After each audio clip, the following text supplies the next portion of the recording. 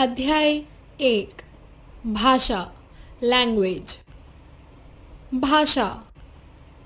रीमा और सीमा फोन पर बातें कर रही हैं। पिताजी अखबार पढ़ रहे हैं। मीता अपनी सहेली को पत्र लिख रही है। अध्यापिका चुप रहने का इशारा कर रही है।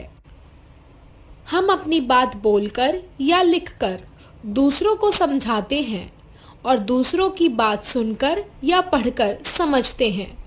अध्यापिका इशारे द्वारा बच्चों को चुप करा रही है, लेकिन यह भाषा नहीं है। भाषा वह साधन है जिसके द्वारा हम अपने विचार बोलकर या लिखकर एक दूसरे तक पहुंचाते हैं और दूसरों के विचार सुनकर या पढ़कर समझ जाते हैं।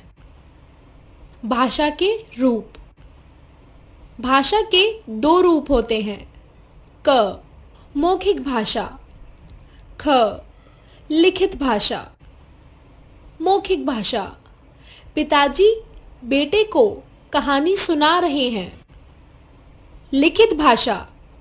कक्षा में बच्चे परीक्षा दे रहे हैं। क मौखिक भाषा। जब हम बोलकर अपनी बात दूसरों तक पहुंचाते हैं और दूसरों की बात सुनकर समझते हैं तो वह भाषा का मौखिक रूप कहलाता है। ख लिखित भाषा। जब हम पत्र द्वारा या अन्य किसी लिखित रूप द्वारा अपनी बात दूसरों तक पहुंचाते हैं तो दूसरा उसे पढ़कर उसका अर्थ समझता है। वह भाषा का लिखित रूप कहलाता है। अन्य भाषाएं। हमारा देश भारत है।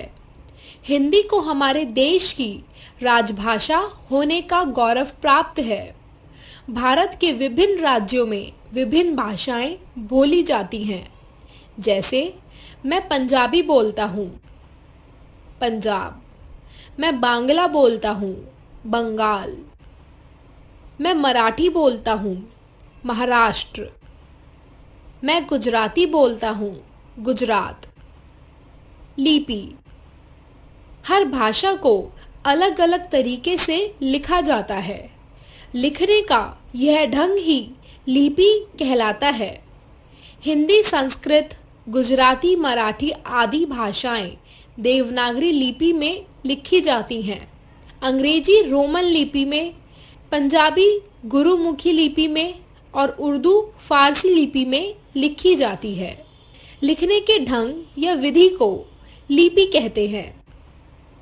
आओ दोहराएं।